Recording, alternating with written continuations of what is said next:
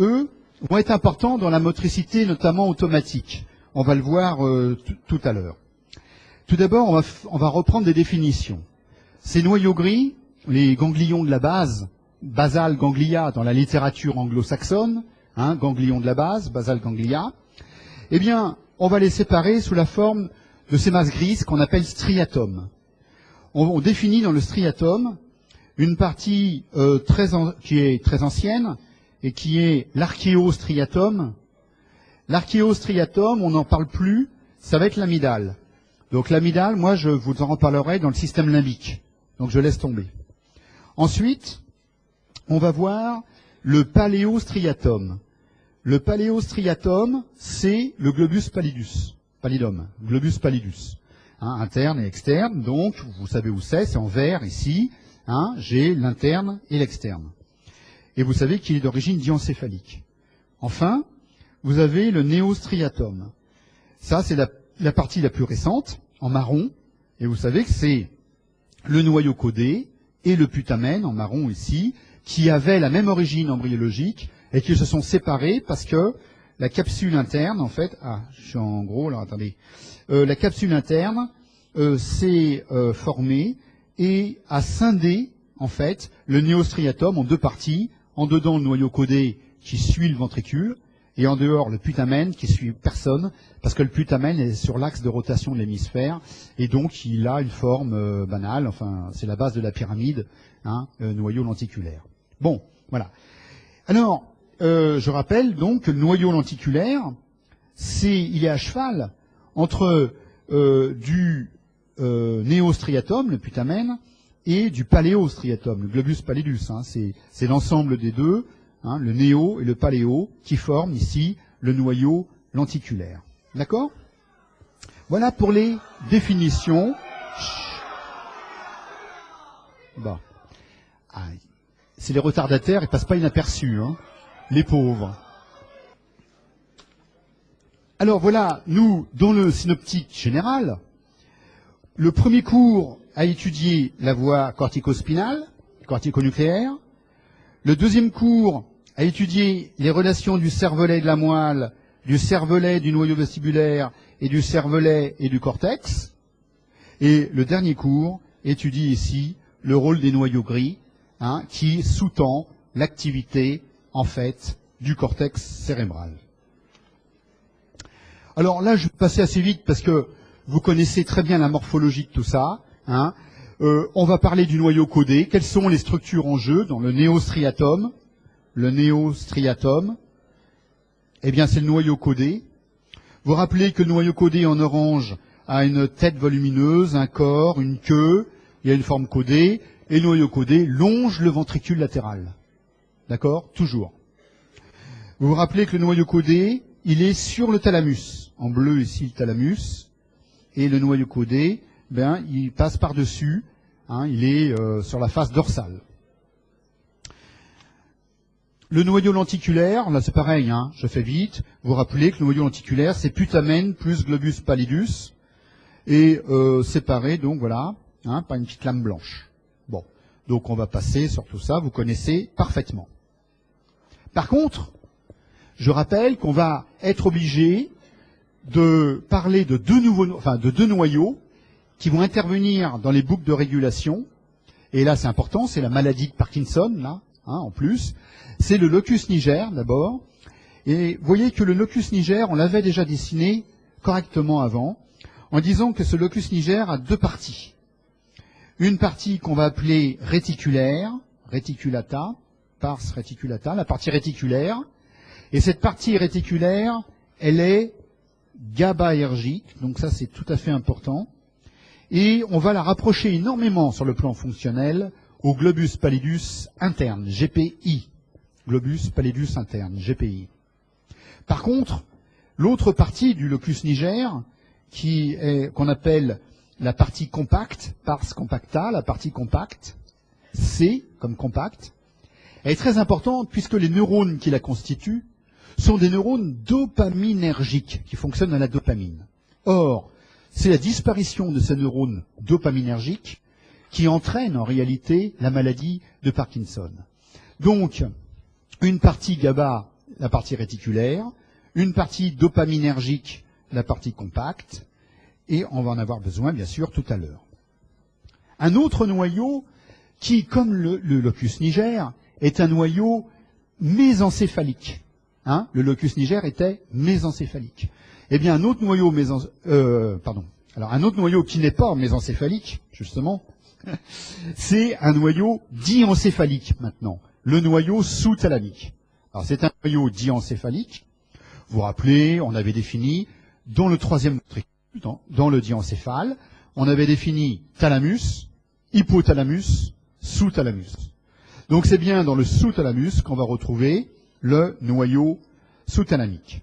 Regardez, la coupe anatomique nous montre le pont en coupe coronale, nous montre dans le mésencéphale, tout en bas, le locus niger, et flèche bleue, au-dessus, le noyau sous-thalamique.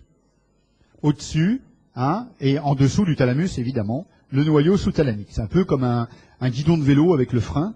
Hein, on a le locus niger dans ces coupes-là, on a en dessous le locus niger, et au-dessus, on voit le noyau sous-thalamique.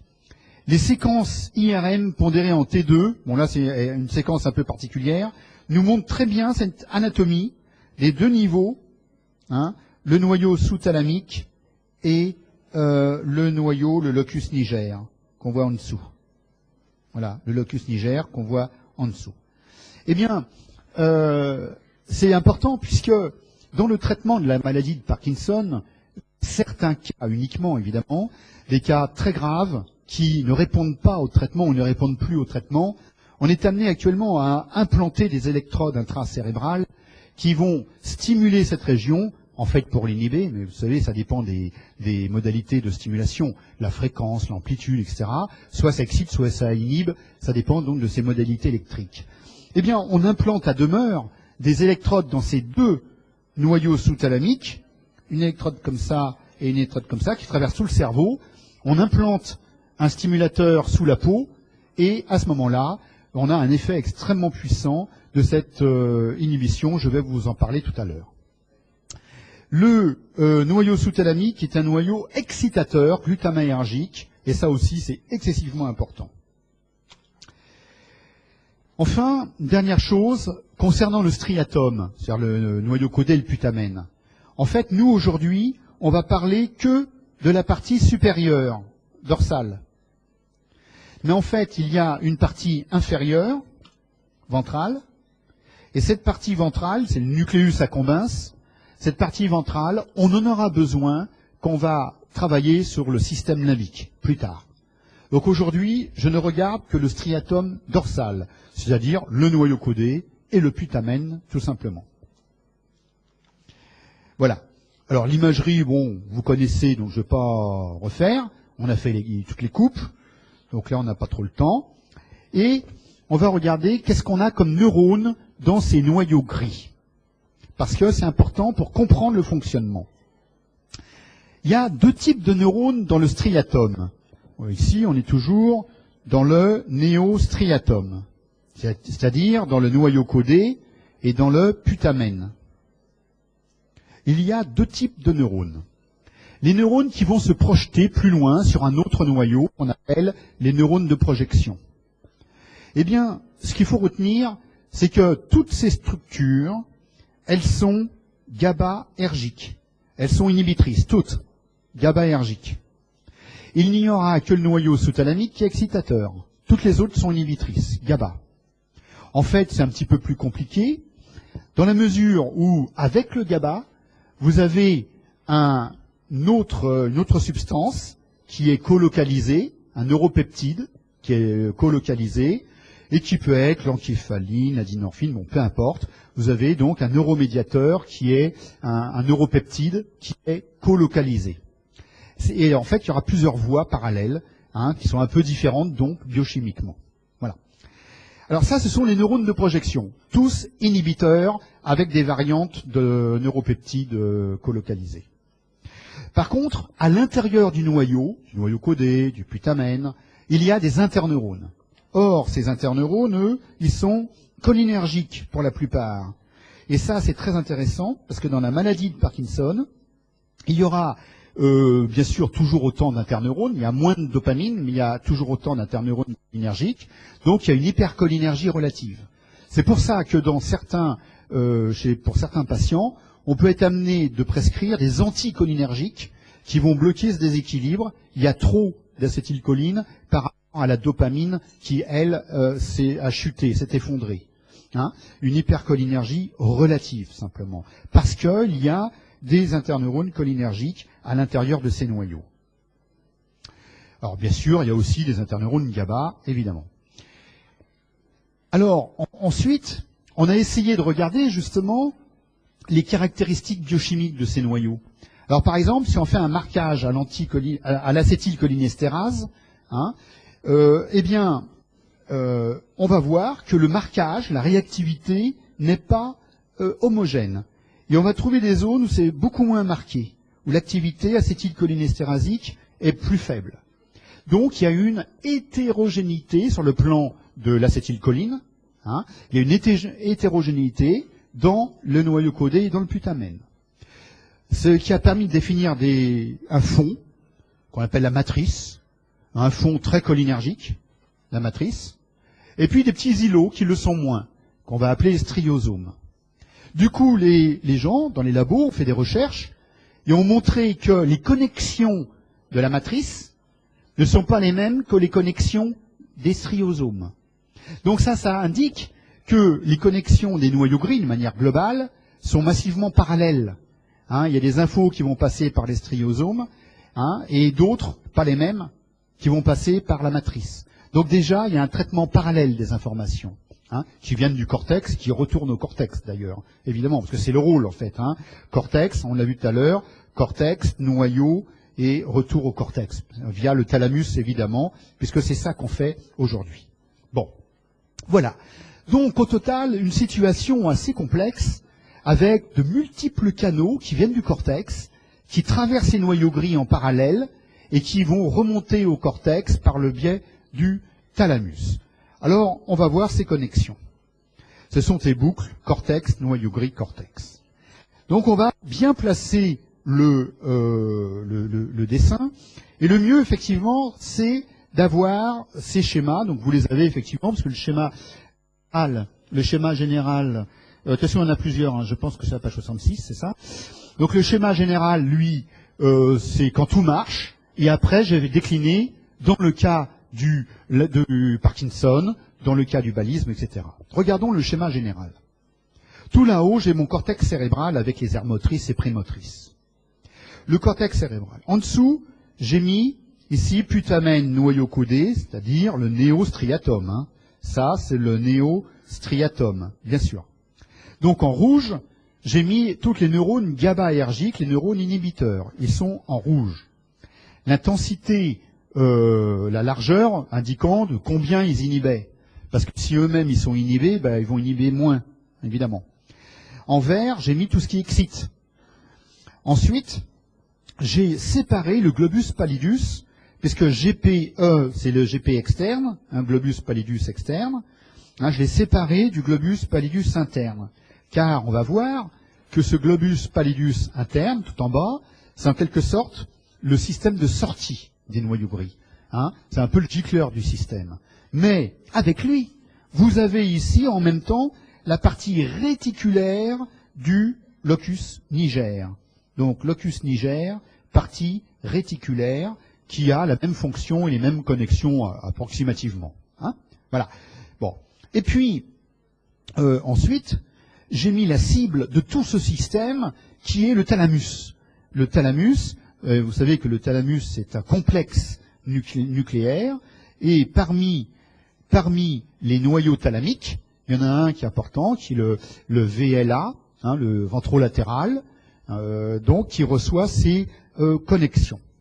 Alors, pour vous, ce qui est essentiel, c'est de vous rappeler que le thalamus est le dernier relais avant le cortex cérébral.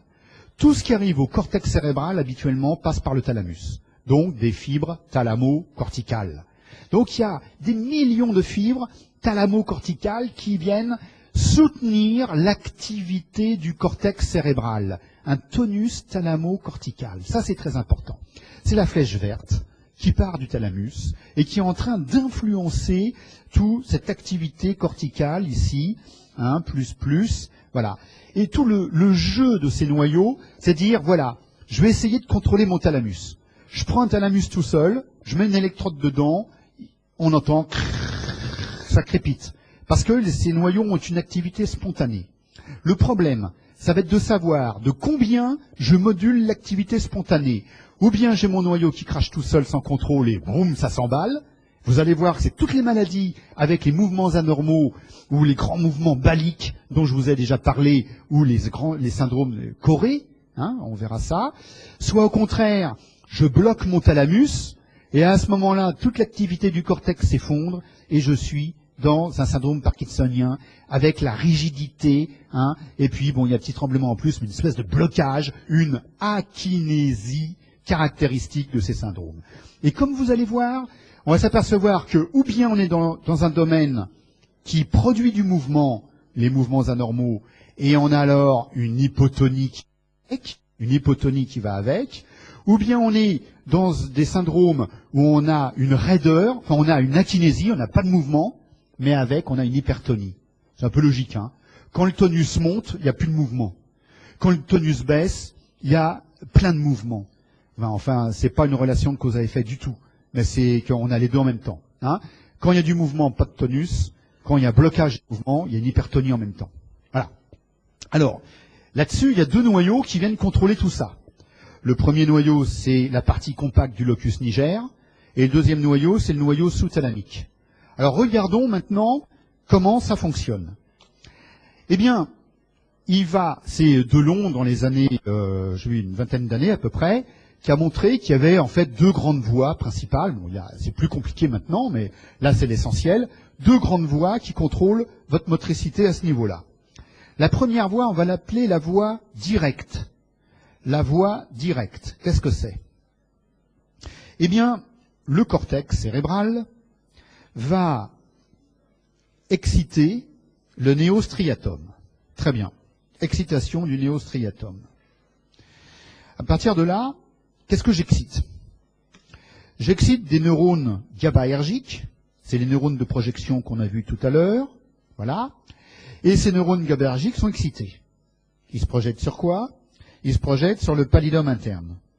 Donc ici, quand la voie directe est mise en jeu, je suis en train d'inhiber le pallidum interne. Je le bloque. Bon. Si vous regardez le pallidum interne, qu'est-ce qu'il fait normalement tout seul? Flèche rouge, on le voit très bien, flèche rouge. Le pallidum interne, normalement, il doit inhiber le thalamus. Voilà, ça c'est le rôle du pallidum. Il inhibe le thalamus. Mais lorsque la voie directe fonctionne, la voie directe, elle va inhiber le pallidum. Donc, elle va inhiber cette projection-là, inhiber la projection pallidothalamique, et donc le thalamus, le tonus thalamo-cortical qui est là-haut, ce tonus thalamo-cortical, ici, il est renforcé. Il est renforcé. Vous voyez? Puisque là, on n'a plus d'inhibition du thalamus, ou moins d'inhibition du thalamus, par le pallidum, parce que le pallidum, il est bloqué par le noyau codé. D'accord? Ça, c'est la voie directe. La voie directe va freiner le pallidum interne. Et donc, ça libère le thalamus. Ça le libère du joug du pallidum interne, qui normalement est un inhibiteur. D'accord? Inhibition de l'inhibition, c'est-à-dire une désinhibition. D'accord? C'est exactement la même chose. Voilà. Donc, une voie directe qui, in fine, va permettre de renforcer ici l'activité thalamo-corticale. Et donc là-haut, qu'est-ce qu'il y a là-haut? Il y a les aires corticales motrices, les aires corticales prémotrices, la planification, le renforcement des schémas moteurs, etc. Toute la planification motrice. Donc, vous voyez que si jamais ça se libère de trop, ça peut éventuellement générer du mouvement anormal. Et c'est ce qui va se passer dans le balisme ou dans la chorée. Ça, c'était la voie directe. J'arrive alors à la voie indirecte. La voie indirecte, elle est plus compliquée parce qu'il y a des noyaux intermédiaires. Donc on va l'étudier. J'efface tout ça et je passe à la voie indirecte. Cette voie indirecte, elle commence bien sûr toujours par le cortex qui envoie des informations au néostriatum.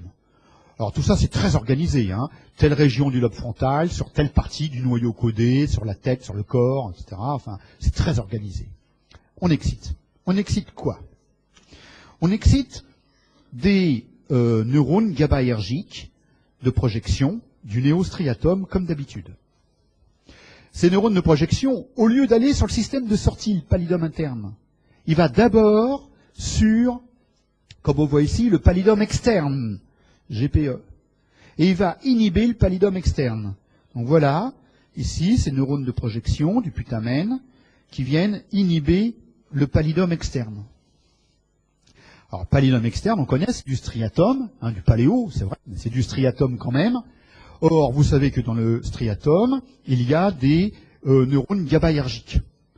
Alors là, malheureusement, le pauvre neurone GABAergique, lui, il peut plus beaucoup faire son action, parce qu'il est inhibé par celui d'avant.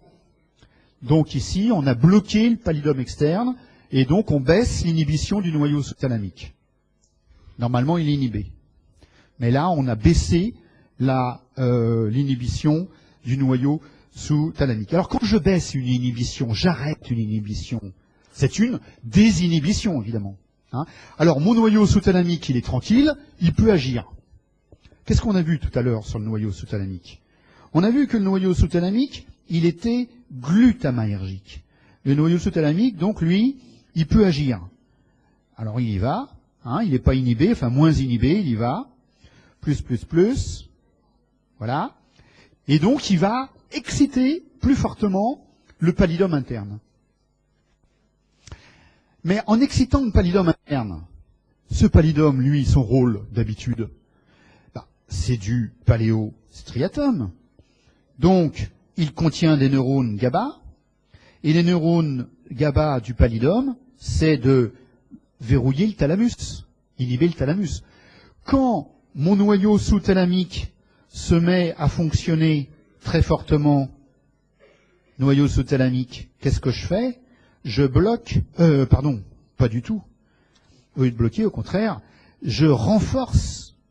Donc là, je renforce l'inhibition du thalamus, parce que tous les neurones GABAergiques sont mobilisés et vont inhiber fortement le thalamus. Alors là, évidemment, le thalamus, le pauvre, il est bien bloqué, et alors le tonus thalamo-cortical, il chute.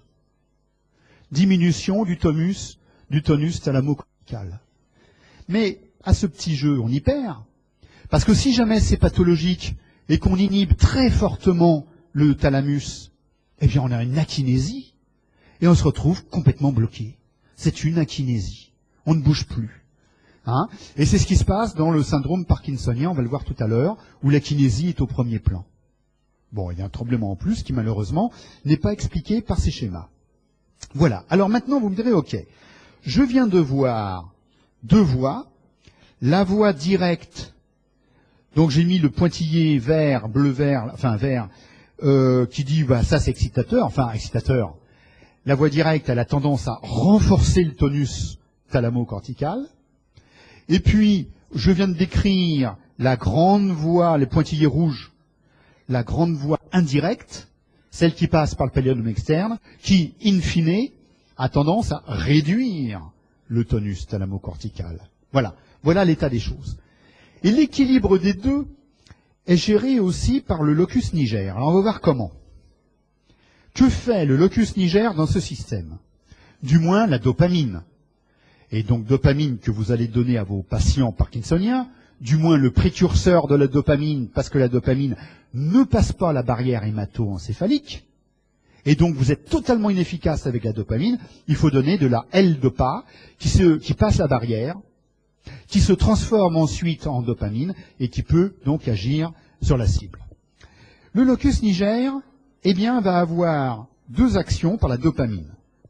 Regardez, tout dépend des récepteurs dopaminergiques cibles. Alors vous savez qu'il y a des récepteurs D0, D1, D2, etc. Enfin, vous allez le voir en pharmaco, probablement. Hein. Donc, il y a plusieurs types de récepteurs dopaminergiques. Alors, voilà les deux cibles en fonction des récepteurs. Premièrement, le système du locus niger excite la voie directe, à cause des récepteurs qu'il a pour cible, excite la voie directe, et, vous l'avez deviné, inhibe la voie indirecte. Inhibe la voie indirecte. Voilà. Alors, si vous réfléchissez, vous dites, en fait, ces deux actions vont exactement dans le même sens. Exciter la voie directe, qu'est-ce que ça veut dire? Exciter la voie directe, ça veut dire que je renforce la voie directe, c'est on augmente le tonus thalamo-cortical, on renforce le mouvement, hein, on renforce l'activité du cortex. Donc si j'excite la voie directe, je suis en quelque sorte excitateur, hein, je renforce encore plus l'activité thalamo-corticale. C'est le rôle de la voie directe. Voilà. Si vous regardez la voie indirecte, vous vous rappelez, la voie indirecte, qu'est-ce qu'elle fait? Elle fait le contraire, elle inhibe. Flèche rouge pointillée, c'est le bilan global. Elle inhibe le tonus thalamo-cortical. Hein, elle va dans le sens de la kinésie. Mais le locus niger, quand il marche, qu'est-ce qu'il fait? Lui, il inhibe cette voie indirecte. Il bloque une voie qui va dans le sens de la diminution. Donc bloquer la diminution, hein, c'est aller dans le sens d'une amélioration. Hein, donc d'une désinhibition en quelque sorte. Voilà. Donc que ce soit dans un sens sur la voie directe ou sur la voie indirecte, on va toujours dans le sens du renforcement de l'activité thalamo-corticale. On renforce l'action du thalamus. Et là, on vient de toucher du doigt exactement la base, la corrélation, hein, donc la base physiopathologique de la maladie de Parkinson ou des syndromes parkinsoniens liés à l'atteinte ici de ce locus niger, partie compacte. Alors je pense que dans la diapo suivante, voilà, de la maladie de Parkinson, donc atteinte du locus niger, chute de la dopamine. Il y a trop d'acétylcholine en comparaison, hein, par rapport à la chute de la dopamine. Tremblement, kinésie, orthonie, tout ça vous allez l'apprendre par cœur, vous le saurez, la sémio, tout, vous connaîtrez tout ça par cœur. Il n'y a pas de problème. Et voilà la lésion. La lésion, locus niger, complètement, mais quand vous avez un cerveau de parkinsonien, vous le regardez, le locus niger, il n'y en a plus. Il est dépigmenté. Pourquoi? Parce qu'en fait, avec la dopamine, est localisée dans les mêmes neurones de la neuromélanine. C'est un pigment. Et donc on les voit, les neurones. On les voit très bien, même à l'œil nu. Hein, quand on coupe un cerveau, on voit le locus niger. Voilà, à cause de la neuromélanine qui est colocalisée. Donc ici, j'ai lésé disparition du locus niger. Donc, vous voyez, je n'excite pas beaucoup la voie directe. Il y a moins d'inhibition du pallidum interne. Donc le pallidum, il peut faire son action tranquillement. Et l'action du pallidum, c'est justement d'inhiber le thalamus. Et ben voilà. Et le pauvre thalamus, il ne fonctionne plus. Chute du tonus thalamo-cortical. Mais comme ce locus niger, normalement, il bloque la voie indirecte, mais là, il ne le bloque pas. Il bloque pas. Donc, cette inhibition qui est là, elle peut y aller, elle inhibe à fond. Hein, donc, on y va. Très forte inhibition. Qu'est-ce que ça fait? Ça bloque le pallidum. Si le pallidum, il est bloqué, ça libère le noyau sous-thalamique. Alors lui, il y va, il marche bien. Ça libère le noyau sous-thalamique, puisqu'il n'est plus sous l'inhibition, il est désinhibé. Hein, et donc, ça excite très fortement, très fortement le pallidum interne. Et ben, ça revient au même. Hein, ça renforce l'action du pallidum aussi. Alors le pauvre pallidum, le pauvre thalamus, il est encore sous une pression encore plus forte, inhibitrice. Et qu'est-ce que ça donne à la fin? Un sujet akinétique. Puisqu'il y a tout le thalamus, le thalamus ne renvoie pas l'information au cortex, hein, il y a une chute de ce tonus thalamo-cortical. Voilà.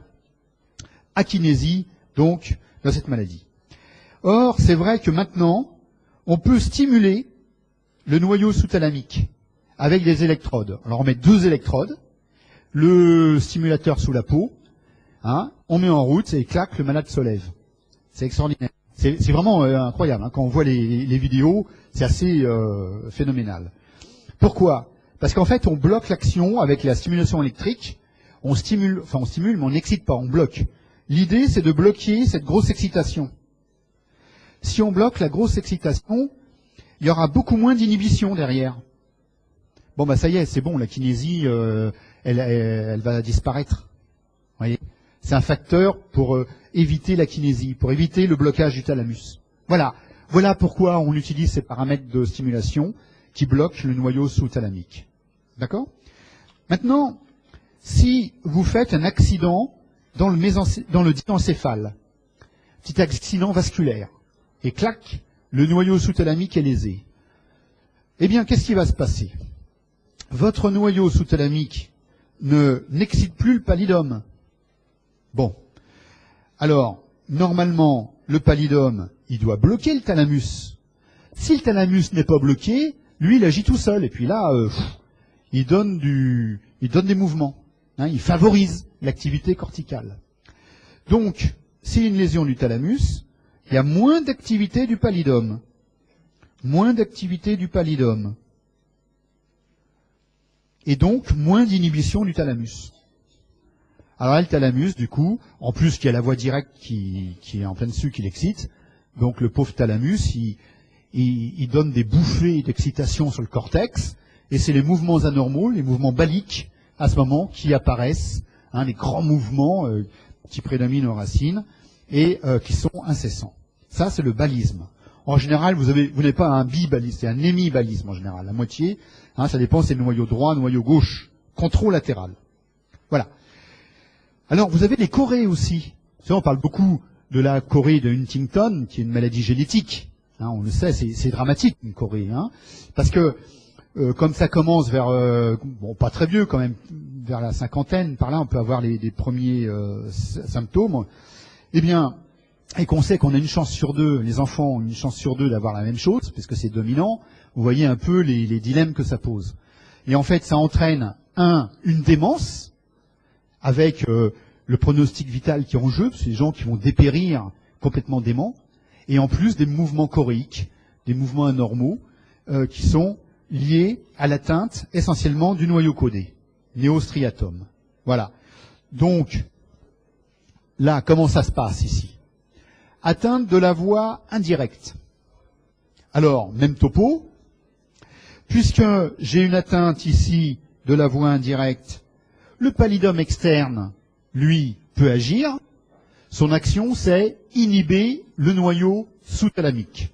Grosse flèche rouge qui descend, je bloque le noyau sous-thalamique. En quelque sorte, je fais exactement ce qu'on fait nous avec des électrodes intracérébrales dans la maladie de Parkinson. On bloque le noyau sous-thalamique. Donc, ce noyau sous-thalamique, ici, ne va plus agir, laissant le pallidum interne faiblement excité, je dirais même inhibé par l'autre voie, la voie directe. Donc, il y a une chute d'activité du pallidum interne. Chute d'activité du pallidum interne. Alors, ça va laisser le thalamus complètement désinhibé, et le thalamus va pouvoir donner ces volées d'excitation thalamo-corticale, hein, et ces mouvements anormaux qui sont générés, qui sont les mouvements choréiques. Quand on fait une coupe de cerveau en anapathe d'un patient qui a une chorée de Huntington, on voit à côté du ventricule, le noyau codé complètement atrophique. C'est extrêmement caractéristique, souvent avec un ventricule du coup qui est un petit peu dilaté à cause de cette atrophie. Voilà. Voilà les exemples, ces corrélations anatomo-cliniques extrêmement importantes et qui vous font comprendre une partie au moins des symptômes de ces différentes maladies. Eh bien, on va arrêter là pour aujourd'hui. Voilà. Si. Et faudra reprendre vos esprits pour quand mercredi, parce que là aussi c'est assez lourd. Hein, on aura tous les systèmes sensoriels, sensibilité, vision, audition. C'est assez dense aussi. Merci pour votre attention.